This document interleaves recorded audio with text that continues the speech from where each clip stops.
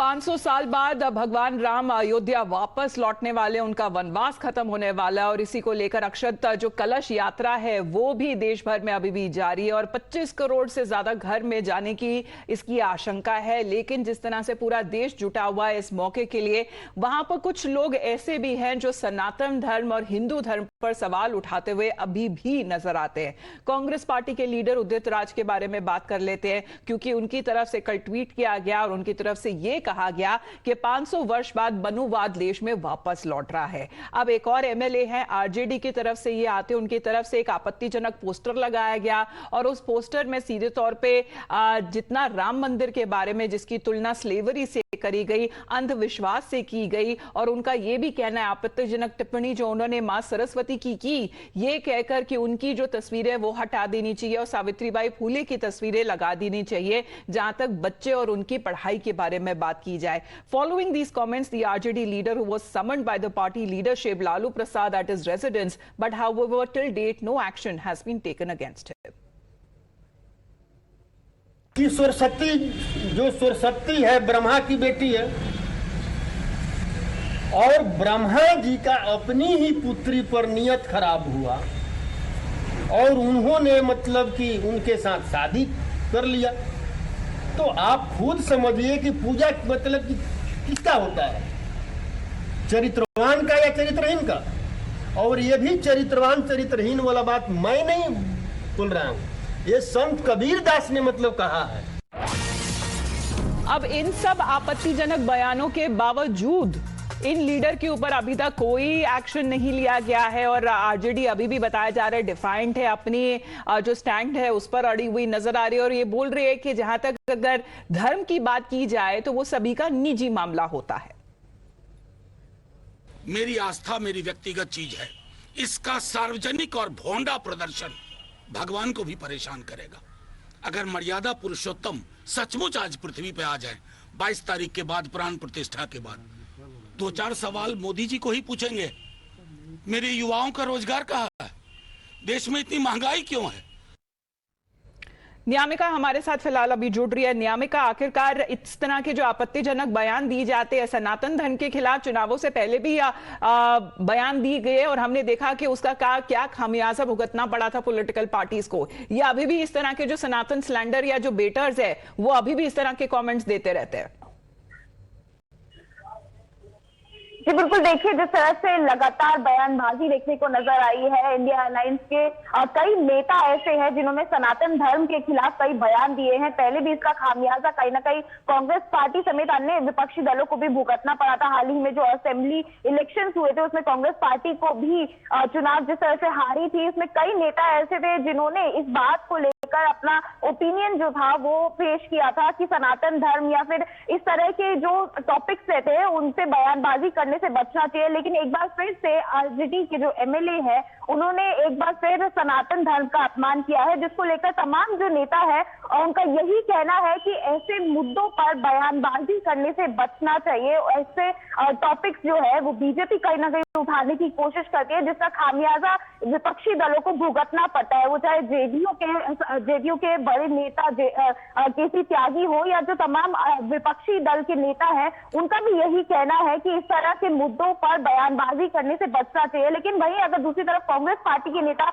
उदित राज की बात करें तो कहीं ना कहीं उन्होंने एक तरह से सपोर्ट किया है। उन्होंने ये वाली बात बोली है कि जो बयान दिया गया है आरजेडी के एमएलए की तरफ से वो कहीं ना कहीं दिखाता है कि वो सावित्रीबाई फुले के फॉलोअर होंगे, उनकी आइडियोलॉजी को मानते होंगे और इस वजह से इस तरीके का बयान आया। लेकिन आरजेडी ने साफ तौर पे अपने आप को इस पूरे मामले से किनारा करते हुए नजर आया। आरजेडी की तरफ से जो ऑफिशियल स्टैंड आया उसमें यही कहा गया है कि ये उनका पर्सनल ओपिनियन है, ये उनका पर्सनल व्यू पॉइंट है और पार्टी का इस पूरे मामले से कोई लेना देना नहीं है। चलिए, अपने आप को बचाव करते हुए नजर आ रही है आरजेडी की अगर बात की जाए तो। अब बने रहिए हमारे साथ न्यामिका, क्योंकि आखिरकार अगर इस तरह के बयानबाजी अगर होती है, राजनीतिकरण हो रहा है प्राण प्रतिष्ठा को लेकर, वो भी अभी तक बिहार के एक मंत्री की तरफ से भी किया जा रहा है। तेज प्रताप के बारे में बात कर लेते हैं। उनका यह कहना है कि भगवान राम असलियत में तभी लौटेंगे जब विपक्षी दल केंद्र में अपनी सरकार बनाएगा।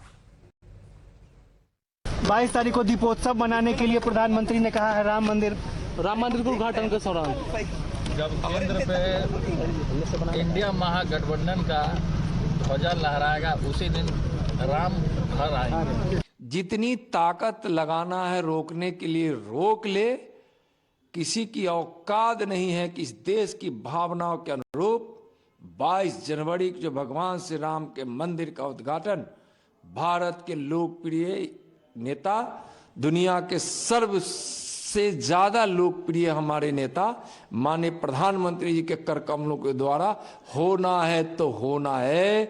कोई कुछ भी कर ले, गालियां दे दे, सर पटक पटक कर वह अपने को आहत कर ले, कोई नहीं रोक सकता है, दुनिया की कोई ताकत नहीं रोक सकता है।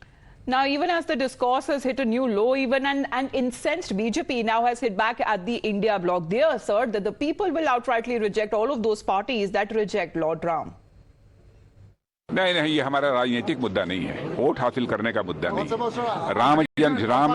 राम जन्मभूमि का मुद्दा, ये हमारा एक सांस्कृतिक मुद्दा है। आज देखिए, अयोध्या जाने में जो लोग संकोच करते थे, अयोध्या का नाम लेने में जिनको संकोच होता था, आज वे भी कहते हैं कि हमें भी निमंत्रण मिलेगा तो हम भी जाएंगे। कांग्रेस के नेता हो या गठबंधन के अन्य नेता, लगातार जानबूझकर भारत की वीर सेना, भारत का पुरातन सनातन श्री राम जन्मभूमि का लगातार अपमान कर रहे हैं। और मैं पूछना चाहता हूं कांग्रेस के नेताओं से कि क्या ये कांग्रेस का अधिकृत बयान है? क्या श्रीमती सोनिया गांधी और राहुल गांधी जी का ये बयान है? कांग्रेस पार्टी ने 7 दशक 4 पीढ़ियां श्री राम जन्मभूमि पर मंदिर ना बने इस पर लगाई है। लेकिन जो लोग एक तरह से कवर फायर देते हुए नजर आ रहे और जायज ठहरा रहे ऐसे बयानों को जो फतेह बहादुर की तरफ से दिया गया है, उसमें कांग्रेस के लीडरशिप भी शामिल है। वहां पर अगर हम बात कर लेते उदित राज का क्या कहना है, क्योंकि जो बयान उन्होंने मां सरस्वती के खिलाफ दिया था, आपने सुना अभी, वो उदित राज कह रहे कि उनका निजी बयान है और अगर वो सावित्रीबाई फुले को अगर वो फॉलो करते हैं, उनके रास्ते उनके नक्शे कदम पर चलते, तो इसमें गलत क्या है? तो सावित्रीबाई फुले का अपनी सोच है और उन्होंने पहली शिक्षिका हैं देश की, उन्होंने कही है, इस बात को उन्होंने अपने पुस्तक में मुद्रित किया है। तो भिन्न भिन्न ख्याल है इस देश के अंदर, तो ये वो अपनी राय होगी, उससे मैं तो उसके लिए जवाब तो दे नहीं सकता, अभी तो जवाब उन्हीं से पूछे। लेकिन जब सावित्रीबाई फुले जी का है तो फिर वो हो सकता है सावित्रीबाई फुले को मानने वाले हों। न्यामिका हमारे साथ लाइव जुड़ी हुई है। न्यामिका, प्रॉब्लम इसमें नहीं है कि कौन किसे फॉलो करता है, प्रॉब्लम उसमें वहां पर आकर खड़ी हो जाती है कि अगर अपना पक्ष सही करने के लिए आप दूसरे धर्म के ऊपर अगर आपत्तिजनक बयान देंगे तो फिर गुस्सा और नाराजगी तो जाहिर होगी।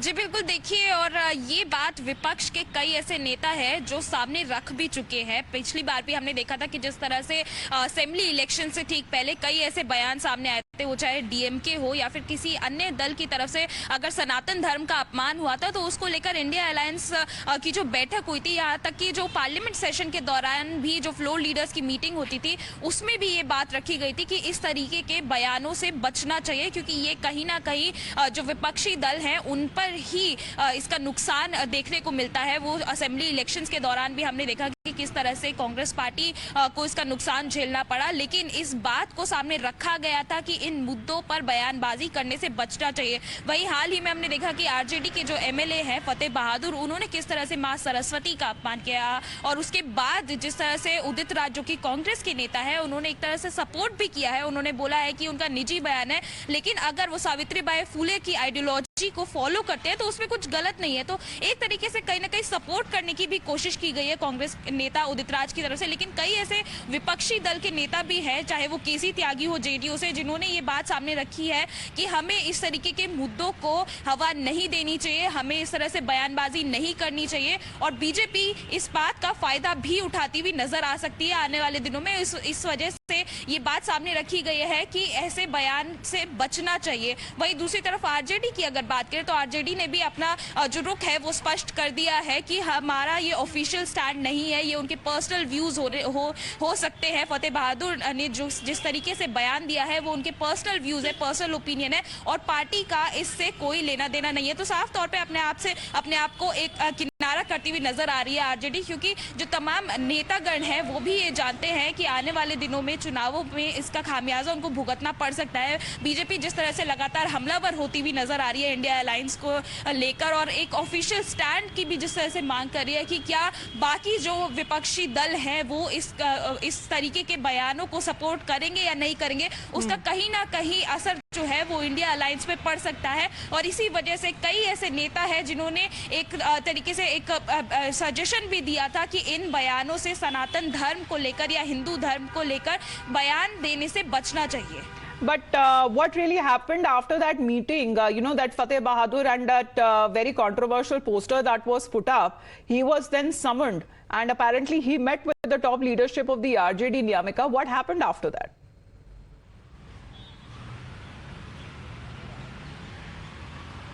Well, we have seen that how the RJD has made its stand very clear that the statement which was being given by the RJD MLA Fateh Bahadur, that was his personal opinion and party has nothing to do with it. The RJD has basically cornered itself from making any such kind of remark, and they have mentioned it very clearly. So you have these parties there who seems to be distancing themselves in a convenient way, calling it as a personal opinion of all of those leaders who have been giving very controversial remarks on Sanatan Dharma and Hindu Dharma as well. Niyamika, thank you very much for the